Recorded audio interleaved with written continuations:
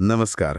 भाऊ-बहिणीच्या नात्यातला तो गोडवा, ते प्रेम आणि विश्वासाचा धागा म्हणजे रक्षाबंधन. हो. आज आपण आपल्याकडे जे स्रोत आहेत त्यांच्या आधारे या सणाच्या परंपरेचा आणि काळानुसार त्यात काय बदल झालेत याचा थोडा शोध घेऊया. अगदी. म्हणजे फक्त विधी नाही, तर त्यामागची भावना काय आहे आणि आजच्या काळात त्याचं महत्त्व काय हे समजून घेणं महत्त्वाचं आहे, नाही का? बरोबर. आपल्याकडे या सणाच्या उगमाबद्दल आणि त्याच्या स्वरूपाबद्दल बरीच रंजक माहिती आहे. पौराणिक कथा आहेत, ऐतिहासिक संदर्भ आहेत आणि आधुनिक काळातले बदल पण आहेत. तर मग सुरुवात मुळांपासून करूया. करूया. श्रीकृष्ण आणि द्रौपदीची कथा तर बहुतेक सगळ्यांना माहीत असेल. द्रौपदीने कृष्णाच्या बोटाला लागलं तेव्हा साडीचा तुकडा बांधला. आणि कृष्णाने तिला वेळप्रसंगी संरक्षणाचं वचन दिलं. हो, पण श्रुतांमधून अजून एक कथा आहे, इंद्राणी आणि इंद्राची. म्हणजे पत्नीने पतीच्या रक्षणासाठी धागा बांधला होता. बरोबर. आणि अजून एक वेगळं उदाहरण म्हणजे राणी कर्णावतीचं.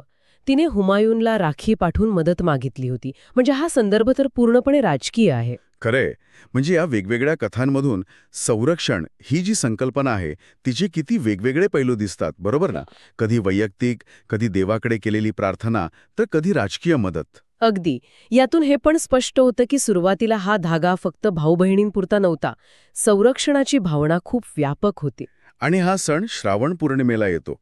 यामागे काही विशेष कारण असेल का? स्रोतांमध्ये तसा थेट उल्लेख नाहीये, पण श्रावण महिना आणि पौर्णिमा हे दोन्ही हिंदू परंपरेत पवित्र मानले जातात.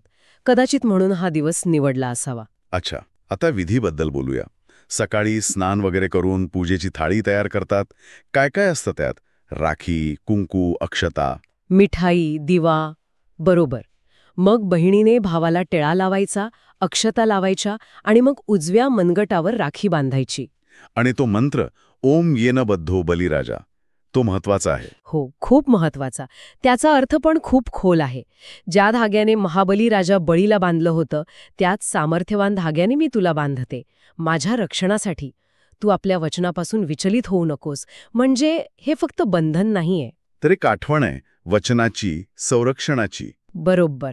मग राखी बांधून झाल्यावर मिठाई भरवणं, भावाने भेटवस्तू देणं आणि मुख्य म्हणजे संरक्षणाचं वचन देणं, इथे विधी पूर्ण होतो.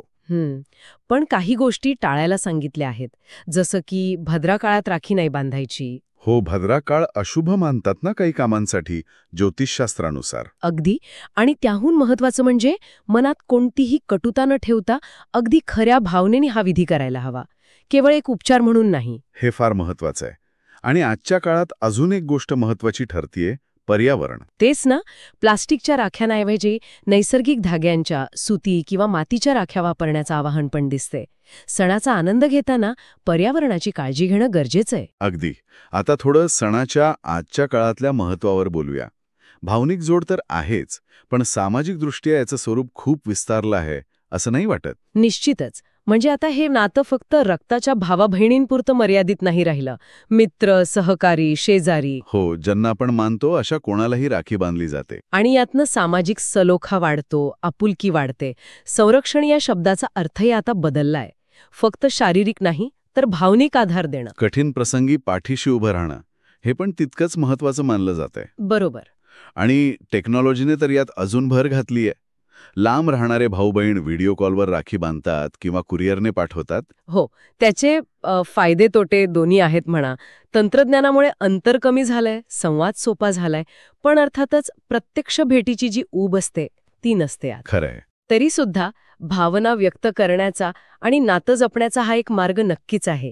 महत्वाचं काय तर माध्यम कोणतंही असो, त्यामागचा स्नेह, ती काळजीची भावना टिकून राहायला हवी. म्हणजे उत्सवाचं स्वरूप बदललं तरी मूळ विचार महत्वाचा आहे. अगदी. थोडक्यात रक्षाबंधन हा फक्त एका दिवसाचा सण नाही, तर ते नात्यांमधल्या सततच्या प्रेमाचं, विश्वासाचं आणि एकमेकांना दिलेल्या आधाराचं प्रतीक आहे. हां, तो धागा म्हणजे केवळ रेशीम नाही, तर दोन व्यक्तींना जोडणारा एक भावनिक पूल आहे. बरोबर. आणि जाता जाता एक विचार सोडून जाते सगळ्यांसाठी. सणांच्या पलीकडे जाऊन हे जे संरक्षणाचं आणि स्नेहाचं वचन आहे, ते आपण आपल्या रोजच्या आयुष्यात, आपल्या इतरही नात्यांमध्ये, मग ते मित्र असोत, कुटुंबीय असोत, सहकारी असोत, आणखी सजगपणे आणि सातत्याने कसं जपू शकतो. खरंच, यावर विचार करायला नक्कीच वाव आहे.